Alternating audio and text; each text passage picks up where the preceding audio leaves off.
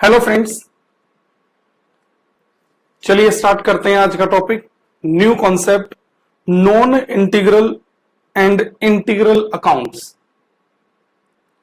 जैसे हमने यहां पर लिखा नॉन इंटीग्रल, इसे हम नॉन इंटीग्रेटेड ऐसा भी कहते हैं, यानी non integrated and integrated accounts.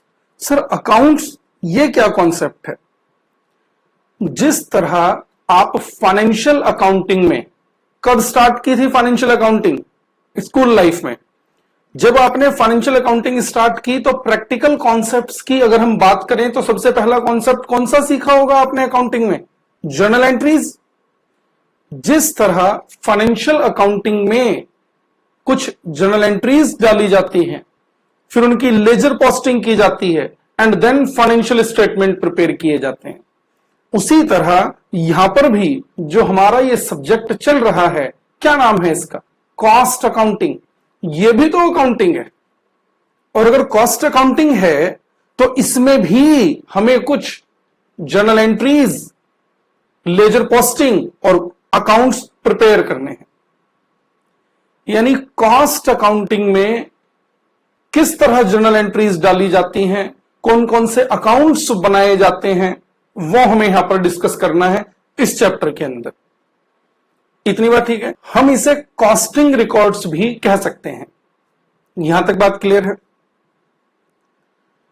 यानी अब हमें यहां पर जर्नल एंट्रीज डालनी है। सर ये जर्नल एंट्रीज कौन सी कंपनीज को डालनी पड़ती हैं? जिन कंपनीज को भी कॉस्ट रिकॉर्ड्स प्रिपेयर करना जरूरी है। सर किन कंपनीज को कॉस्ट रिकॉर्ड्स प्रिपेयर करना जरूरी है? वो मेरा सब्जेक्ट नहीं है, वो मेरे सिलेबस का पार्ट नहीं है। किन कंपनीज को कॉस्ट से रिलेटेड रिकॉर्ड्स प्रिपेयर करना जरूरी है, वो लिखा हुआ है कंपनी लॉ में। कंपनी लॉ में एक कॉन्सेप्ट आता है बुक्स ऑफ अकाउंट्स। उस बुक्स ऑफ अकाउंट्स में लिखा है कि कॉस्ट से रिलेटेड रिकॉर्ड्स भी प्रिपेयर करना जरूरी है, लेकिन सभी कंपनीज को नहीं। जिन्हें वहां पर मेंशन किया गया है उन कंपनीज को रिकॉर्ड्स मेंटेन करना जरूरी है। तो किन कंपनीज को मेंटेन करना है वो हमारे सिलेबस का पार्ट नहीं है। ये रिकॉर्ड्स प्रिपेयर कैसे किए जाते हैं वो हमारे सिलेबस का पार्ट है, जो हम यहां पर स्टार्ट करने वाले हैं। यहां तक बात क्लियर है? अब इसमें भी हमने दो हेडिंग दी हैं, नॉन इंटीग्रल या non integrated and integrated accounts. इनका मतलब क्या है पहले ये समझते हैं। ध्यान से सुन लेना जरा please.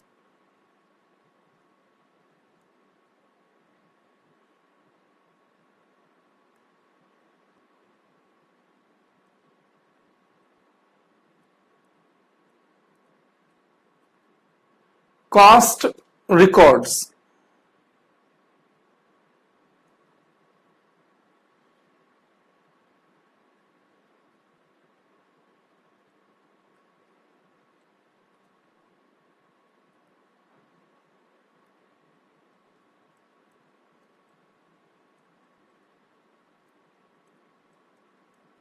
Non integrated accounting system, इधर integrated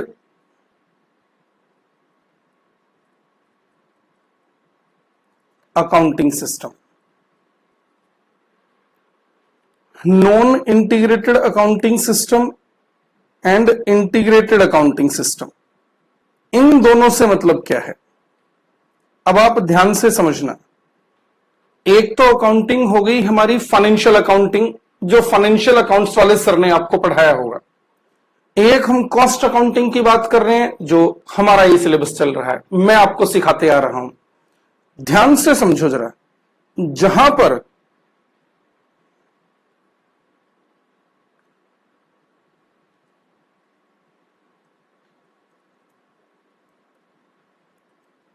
financial records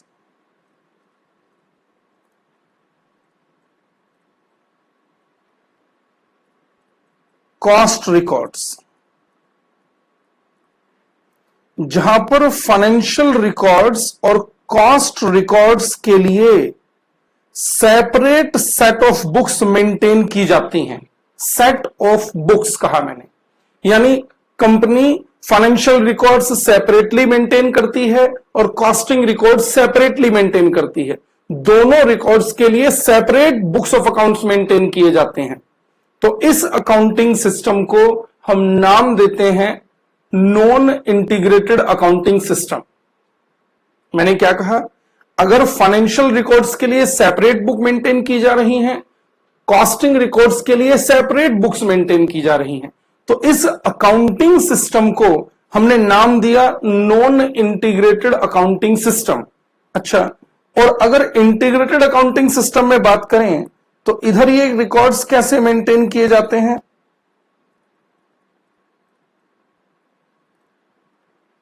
financial records plus cost records.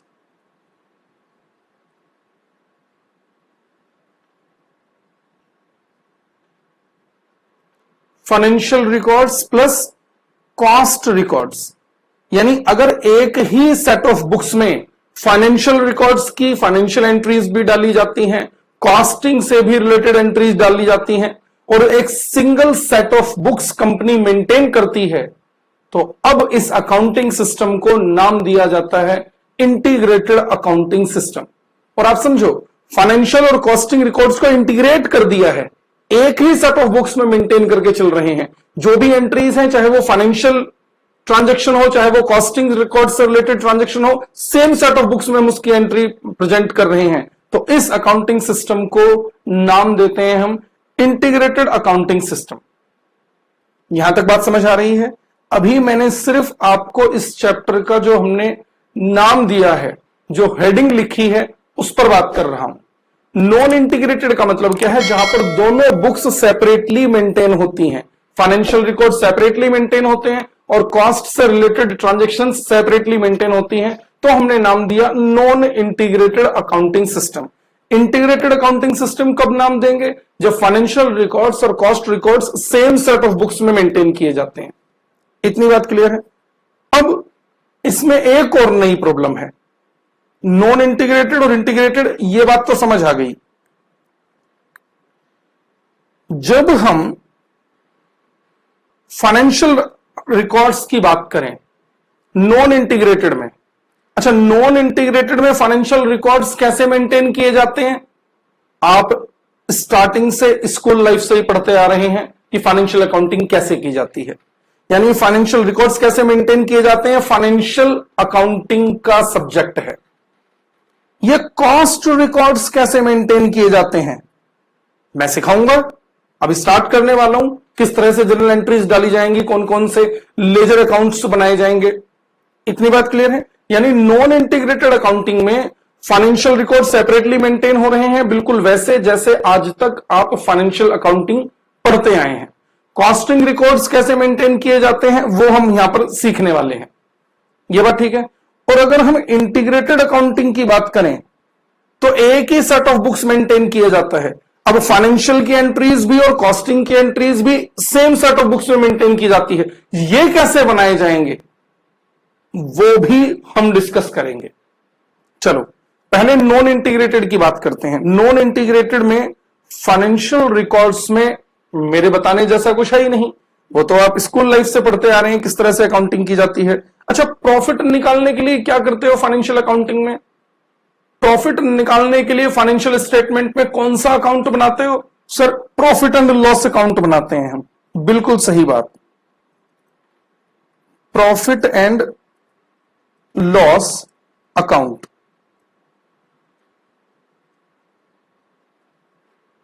Profit and loss account. और कॉस्ट रिकॉर्ड्स में वो अब हम बनाने सीखेंगे, बता देता हूं। लेकिन कॉस्ट रिकॉर्ड्स में प्रॉफिट निकालने के लिए बनाया जाता है costing profit and loss account. कितने सारे चैप्टर्स में हमने इसकी बातें की हैं कि कोई भी एबनॉर्मल लॉस हो, एबनॉर्मल बोला मैंने, कोई भी एबनॉर्मल लॉस हो कॉस्टिंग P&L अकाउंट में डेबिट कर देना।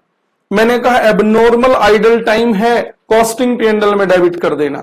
एबनॉर्मल ओवर टाइम है, कॉस्टिंग P&L में डेबिट कर देना। कोई मटेरियल वेस्टेज हो गई है एबनॉर्मल, कॉस्टिंग P&L में डेबिट कर देना। अभी और भी आगे आप इस सिलेबस के चैप्टर्स पढ़ेंगे, जहां पर भी कोई एबनॉर्मल लॉस की बात आएगी, हम यही डिस्कस करते रहेंगे कि कॉस्टिंग P&L में डेबिट करते रहना। इतनी बात ठीक है। तो इसमें हमने बनाया फाइनेंशियल अकाउंट्स में प्रॉफिट एंड लॉस अकाउंट, और कॉस्टिंग में हमने बनाया costing profit and loss account. अच्छा, अब प्रॉब्लम क्या है, इससे जो प्रॉफिट निकल कर आया ये फाइनेंशियल प्रॉफिट है, और इससे जो प्रॉफिट निकल के आया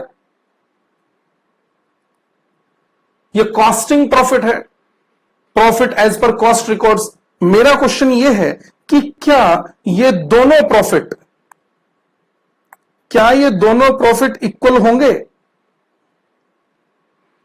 दो अलग अलग बुक्स मेंटेन की जा रही हैं, फाइनेंशियल बुक्स, कॉस्टिंग बुक्स, दोनों से दो प्रॉफिट निकल कर आए। क्योंकि फाइनेंशियल रिकॉर्ड्स में हमने P&L अकाउंट बनाकर प्रॉफिट निकाला, जैसा आज तक आप निकालते आए हैं फाइनेंशियल अकाउंटिंग में। कॉस्ट रिकॉर्ड्स में costing profit and loss account बनाकर प्रॉफिट निकाला, हम निकालना सीखेंगे। और आपने कॉस्ट शीट अगर पढ़ ली है इससे पहले तो आपको पता चल भी गया होगा, कॉस्ट शीट में भी प्रॉफिट ही तो निकलता है, statement of cost and profit. तो मैंने क्या कहा कि फाइनेंशियल प्रॉफिट और profit as per cost records क्या दोनों सेम आएंगे? अब आप समझो, जब हमने ये सिलेबस स्टार्ट किया था तो मैंने आपको बताया था कि कॉस्ट क्या है। क्या प्रॉफिट एंड लॉस अकाउंट में जो भी एक्सपेंडिचर्स आप सारे डेबिट करते आते हैं, क्या वो सब कॉस्ट होती हैं? क्या वो कॉस्ट की डेफिनेशन में कवर हो जाती हैं? नहीं। कितने सारे एग्जाम्पल वहां पर हमने डिस्कस किए होंगे। जैसे हमने कहा था प्रोविजन फॉर इनकम टैक्स, जैसे हमने वहां पर कहा था प्रिलिमिनरी एक्सपेंसेस। आप सोचिए जरा, प्रिलिमिनरी एक्सपेंसेस P&L में डेबिट करते हो कि नहीं करते हो? Provision for income tax P&L में डेबिट करते हो कि नहीं करते हो? क्या ये कॉस्ट भी है?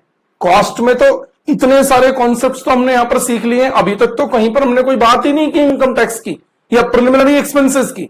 अब आप सोचिए, P&L में कुछ ऐसे खर्चे भी डाले जा रहे हैं जो कॉस्टिंग में डाले ही नहीं जाते, तो इन दोनों रिकॉर्ड से प्रॉफिट सेम आ भी कैसे सकता है? बात समझ आ रही है? यानी ये दोनों प्रॉफिट अनइक्वल होते हैं, यानी फाइनेंशियल प्रॉफिट और ये कॉस्ट रिकॉर्ड से आने वाला प्रॉफिट ये इक्वल नहीं होते हैं। और क्योंकि ये दोनों प्रॉफिट इक्वल नहीं होते हैं तो इन दोनों प्रॉफिट को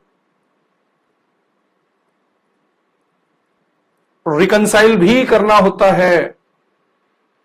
यानी फाइनेंशियल प्रॉफिट आपको निकालकर दे दिया फाइनेंशियल अकाउंटिंग वाले सर ने, कॉस्टिंग का प्रॉफिट आपको निकालकर मैं दे दूंगा, उनका प्रॉफिट अलग आ रहा है, हमारा कॉस्ट रिकॉर्ड से प्रॉफिट अलग आ रहा है। अब दो अलग अलग प्रॉफिट निकल गए तो इन दोनों प्रॉफिट को रिकंसाइल करने की जिम्मेदारी, इन दोनों प्रॉफिट को रिकंसाइल करने की रेस्पॉन्सिबिलिटी ये फाइनेंशियल अकाउंट वाले सर को नहीं, हमें दे दी गई। यानी अगर कॉस्टिंग रिकॉर्ड्स और फाइनेंशियल रिकॉर्ड्स के प्रॉफिट डिफरेंट हैं तो ये दोनों प्रॉफिट रिकंसाइल करना फाइनेंशियल अकाउंटिंग की टर्म नहीं मानी गई, कॉस्ट रिकॉर्ड्स में डाल दिया गया, कॉस्टिंग में डाल दिया गया। अगर ये रिकंसिलेशन की रेस्पॉन्सिबिलिटी फाइनेंशियल अकाउंटिंग में होती तो आपको फाइनेंशियल अकाउंटिंग वाले सर पढ़ाते। ये कॉस्ट रिकॉर्ड्स की रेस्पॉन्सिबिलिटी मानी गई कि अगर फाइनेंशियल अकाउंटिंग से इनका प्रॉफिट डिफरेंट आ रहा है तो इसे रिकंसाइल भी कॉस्ट अकाउंटेंट करके दिखाएगा। तो ये रिकंसिलेशन का जिम्मा भी हमारा है, यानी एक चैप्टर फिर हमें इसका भी करना है। समझ आई बात मैं क्या कह रहा हूं? नॉन इंटीग्रेटेड अकाउंटिंग में दोनों तरह की बुक्स सेपरेटली मेंटेन की जाती हैं, दो अलग अलग प्रॉफिट आते हैं, इन दोनों प्रॉफिट को रिकंसाइल करना भी हमारी यानी कॉस्ट अकाउंटेंट की रेस्पॉन्सिबिलिटी है। इस चैप्टर को कंप्लीट कर लेने के बाद हम एक और चैप्टर डिस्कस करेंगे और वहां पर मैं आपको सिखाऊंगा reconciliation of financial and costing profit. क्या लिया मैंने चैप्टर का नाम? Reconciliation of costing and financial profit. और रिकंसिलेशन की बात ही तब आएगी जब दोनों प्रॉफिट डिफरेंट होंगे। और दोनों प्रॉफिट डिफरेंट कब होंगे? जब दोनों रिकॉर्ड सेपरेटली मेंटेन होंगे। और दोनों रिकॉर्ड सेपरेटली मेंटेन कब होंगे? जब हम फॉलो करेंगे नॉन इंटीग्रेटेड अकाउंटिंग सिस्टम। ध्यान रहेगी ये बात। इधर देखो जरा, इंटीग्रेटेड अकाउंटिंग सिस्टम में मैंने कहा फाइनेंशियल रिकॉर्ड्स और कॉस्टिंग रिकॉर्ड्स को एक ही बुक्स में मेंटेन करना है। और अगर एक ही बुक्स में मेंटेन करना है तो एक ही प्रॉफिट निकलेगा। अब कोई costing profit and loss account नहीं बनेगा, सिर्फ एक अकाउंट बनेगा, प्रॉफिट एंड लॉस अकाउंट।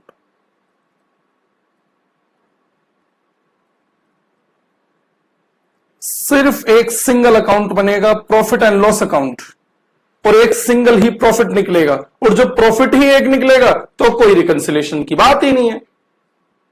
ध्यान रहेगी ये बात। अगर ये बात आपको समझ आ गई है तो एक बार और जरा ध्यान से सुनो। जितने भी चैप्टर्स में मैं आपसे ये कहते आया हूं कि एबनॉर्मल लॉस है तो costing profit and loss account में डेबिट कर दो। ओवरहेड्स के चैप्टर में भी मैंने अंडर रिकवरी ओवर रिकवरी का कॉन्सेप्ट डिस्कस किया। वहां पर भी मैंने आपसे कहा कि कोई भी एबनॉर्मल चीज है तो कॉस्टिंग P&L में डेबिट या क्रेडिट कर दो। अब आप सोचो, कॉस्टिंग प्रॉफिट एंड लॉस तभी तो बनेगा जब company non integrated system follow करेगी। अगर कंपनी नॉन इंटीग्रेटेड नहीं, इंटीग्रेटेड कॉस्टिंग सिस्टम फॉलो करती है तो अब तो costing profit and loss account बनेगा ही नहीं। और अगर costing profit and loss account ही नहीं बनेगा तो अब एबनॉर्मल लॉस को जो हम हर बार ये कहते आए थे कि कॉस्टिंग P&L में डेबिट कर देना, अब तो कॉस्टिंग P&L बन ही नहीं रहा है। अब वो सारी चीजें कॉस्टिंग P&L में ना जाकर P&L अकाउंट में आ जाएंगी, यानी इस वाले अकाउंट में आ जाएंगी। बहुत इंपॉर्टेंट पॉइंट डिस्कस किया है मैंने, ध्यान से सुन लेना। यानी जहां पर भी हम हर चैप्टर में कोई भी एबनॉर्मल लॉस या कुछ भी टर्म हमें दे रखी होती थी, जहां पर भी मैंने आपसे कहा कि इसे कॉस्टिंग P&L में ले जाना, इसे कॉस्टिंग P&L में ले जाना, इसे कॉस्टिंग P&L में ले जाना। कॉस्टिंग P&L में तभी तो ले जाना जब कॉस्टिंग P&L अकाउंट बना हो, वो तो नॉन इंटीग्रेटेड सिस्टम में बनता है। अगर कहीं कंपनी इंटीग्रेटेड सिस्टम से रिकॉर्ड्स प्रिपेयर करती हो तो अब कोई कॉस्टिंग P&L बनता ही नहीं है। तो जो भी चीज हमने कॉस्टिंग P&L में डेबिट करने की बात की थी, अब वो कॉस्टिंग P&L में नहीं, प्रॉफिट एंड लॉस अकाउंट में डेबिट होगी। ध्यान रहेगी ये बात। तो मैंने यहां पर एक साथ, अगर मैं ऐसा कहूं तो तीन कॉन्सेप्ट स्टार्ट कर दिए हैं। तीन कॉन्सेप्ट क्या? नॉन इंटीग्रेटेड क्या है, समझ आ गई बात। सर बुक्स सेपरेटली मेंटेन करनी है, फाइनेंशियल अलग, कॉस्ट रिकॉर्ड्स अलग। इंटीग्रेटेड अकाउंटिंग क्या है? इंटीग्रेटेड सर जहां पर फाइनेंशियल रिकॉर्ड्स और कॉस्टिंग रिकॉर्ड्स को सेम सेट ऑफ बुक्स में मर्ज करके मेंटेन किया जाता है। और तीसरा मैंने कहा रिकंसिलेशन। फिर से एक बार बोल रहा हूं, reconciliation of financial and costing profit सिर्फ तभी बनेगा, इसकी रिक्वायरमेंट सिर्फ तभी आएगी जब दो प्रॉफिट अलग अलग होंगे। और दो प्रॉफिट अलग अलग होंगे ही तब जब नॉन इंटीग्रेटेड सिस्टम होगा। यानी रिकंसिलेशन सिर्फ नॉन इंटीग्रेटेड के केस में ही पॉसिबल है। इंटीग्रेटेड अकाउंटिंग सिस्टम में कोई रिकंसिलेशन बन ही नहीं सकता। जब प्रॉफिट ही एक है तो रिकंसाइल क्या करना है। इतनी बात क्लियर है। ये जो भी बातें मैंने आपके साथ डिस्कस की, समझ आई ना आपको? इन्हें एक बार पढ़ लेते हैं। बुक निकाल लीजिए जरा प्लीज। लिखने की जगह मैंने वहां पर बहुत सिंपल लैंग्वेज में लिखा हुआ है, वहां पर पढ़ लेते हैं। अब आपका माइंड ये कह सकता है कि सर जब फाइनेंशियल अकाउंटिंग हम पढ़ ही रहे हैं तो कॉस्ट रिकॉर्ड्स की जरूरत ही क्या थी? क्या सारी ट्रांजैक्शंस फाइनेंशियल अकाउंट में रिकॉर्ड हो जाती हैं? आप सोचना और मुझे बताना। आपने मटेरियल परचेज किया, क्या एंट्री डाली फाइनेंशियल अकाउंटिंग में? सर हमने एंट्री डाली purchase account debit to creditors, अगर पेमेंट नहीं हुई है तो। और अगर पेमेंट हो गई है तो purchase account debit to cash या बैंक, ये एंट्री डाली। चलो आपकी बात बिल्कुल ठीक है। मैंने कहा आपने मेटेरियल खरीदा और मेटेरियल परचेज करके वो मेटेरियल स्टोर रूम में रखा। स्टोर रूम में होल्ड किया जाता है मेटेरियल। वो मेटेरियल आपने स्टोर रूम में रखा, वो मेटेरियल स्टोर रूम में आया, क्या एंट्री डाली आपने? कोई एंट्री डाली इसकी? वो मटेरियल आज हमने स्टोर रूम से उठाकर प्रोडक्शन डिपार्टमेंट को इशू किया, प्रोडक्शन डिपार्टमेंट को इशू प्रोडक्शन में कंज्यूम करने के लिए क्या एंट्री डाली आपने फाइनेंशियल अकाउंटिंग में? आप मुझे बताइए, कोई एंट्री डाली आपने? फैक्ट्री में जो यूनिट कंप्लीट हो गई हैं वो यूनिट फैक्ट्री में अब नहीं रहेंगी, वो ट्रांसफर हो जाएंगी गोडाउन में या वेयर हाउस में। फिनिश्ड गुड्स जो कंप्लीट हो गया है वो फैक्ट्री से निकलकर गोडाउन को मूव कर दिया गया। क्या एंट्री डाली आपने फाइनेंशियल अकाउंटिंग में? बताइए आप, कोई एंट्री डाली? सभी तरह की ट्रांजैक्शंस फाइनेंशियल अकाउंटिंग में रिकॉर्ड्स नहीं हो पाती हैं, इसलिए वो सारी ट्रांजैक्शंस यहां पर रिकॉर्ड की जाती हैं। यानी अल्टीमेटली अगर मैं इन शॉर्ट कहूं तो कॉस्ट रिकॉर्ड्स में मूवमेंट ऑफ कॉस्ट प्रेजेंट होता है। मूवमेंट मैंने कैसे कहा? मटेरियल आया, इशू हो गया, फिर फैक्ट्री से फिनिश प्रोडक्ट ट्रांसफर कर दिया गया वेयर हाउस को, वो ट्रांसफर की एंट्री वो फाइनेंशियल अकाउंटिंग में रिकॉर्ड नहीं हो पाती है। हम कॉस्ट रिकॉर्ड्स में उनकी भी एंट्री डालना सीखेंगे। देखिए जरा, मैंने कहा बुक निकालिए, non integrated and integrated accounting का चैप्टर, और थ्योरेटिकल प्रॉब्लम्स पर आना पहले। क्वेश्चन नंबर 1 ये देखिए, क्वेश्चन नंबर 1 चैप्टर का नाम देखो क्या लिखा है, non integrated and integrated accounting. मैंने कहा नॉन इंटीग्रेटेड एंड इंटीग्रेटेड कहो या नॉन इंटीग्रल एंड इंटीग्रल कहो, बात एक ही है। जितना मैं पढ़ाऊंगा उतना ही आपने अभी पढ़ना है, बाकी पढ़ने का काम होमवर्क में। सबसे पहला क्वेश्चन यहां पर लिखा है, write a short note on non integrated accounting system. Answer पढ़ते हैं इसका। Non integrated accounting system, if the cost and financial transactions are kept separately. देखा आपने, पहली लाइन में ही मीनिंग क्लियर हो गया। If the cost and financial transactions are kept separately, the system is called non-integrated accounting system. The non-integrated system or cost control system seeks to recognize the movements and flows of cost within the organization. क्या जरूरत है इस accounting system की? Non integrated system और cost control system seeks to recognise the movements and flow of cost. ये movement की ही तो बात की मैंने। स्टोर रूम से मटेरियल मूव हो रहा है फैक्ट्री को, फैक्ट्री से फिनिश प्रोडक्ट मूव हो रहा है वेयर हाउस को। आगे पढ़ो, within the organisation. For example, example भी लिखा है फिर, materials issued to production, production overheads absorbed. Overhead का चैप्टर किया है कि नहीं? एब्जॉर्प्शन का मीनिंग बताया था कि नहीं? किसी प्रोडक्ट की कॉस्ट में ओवरहेड को ऐड करना, एब्जॉर्ब करना कहलाता है। क्या फाइनेंशियल अकाउंटिंग में इसको एब्जॉर्ब करने की कोई एंट्री डाली थी आपने? नहीं डाली थी, यहां पर डालेंगे। Abnormal costs etcetera are not recognised and recorded specifically in the financial accounting system. ये ट्रांजैक्शंस रिकॉर्ड होने से रह जाती हैं फाइनेंशियल अकाउंटिंग में। These cost transactions within the organization are recorded under the cost accounting system. इसलिए ये transactions record की जाती हैं कॉस्ट अकाउंटिंग सिस्टम में। मीनिंग क्लियर हुआ आपको? बात समझ आई? ये हमने यहां पर मीनिंग पढ़ा किसका? किसका मीनिंग पढ़ा है हमने यहां पर? नॉन इंटीग्रेटेड का। और मैंने आपको साथ में इंटीग्रेटेड अकाउंटिंग सिस्टम की भी बात की है। एक काम करें, थ्योरेटिकल प्रॉब्लम में ही क्वेश्चन नंबर 3 पर आइए, जरा निकालो क्वेश्चन नंबर 3। ये देखिएगा, जितना मैं पढ़ाऊंगा अभी उतना ही पढ़ना है, बाकी होमवर्क। क्वेश्चन नंबर 3 पढ़िएगा जरा, क्या लिखा है? Write a short note on integrated accounts, या explain briefly benefits of integrated accounting system. ये बेनिफिट्स आपका पढ़ने का काम होमवर्क में है, और ये ध्यान रखना थ्योरेटिकल प्रॉब्लम्स में ये वेरी वेरी इंपॉर्टेंट क्वेश्चन है। चलो, इंटीग्रेटेड अकाउंटिंग सिस्टम का मीनिंग पढ़ते हैं पहले। Integrated accounts is the name given to a system of accounting whereby cost and financial accounts are kept in same set of books. पढ़ा? Cost and financial accounts are kept in same set of books. In the integrated accounting system में separate set of accounts under cost accounting and financial accounting system are not maintained.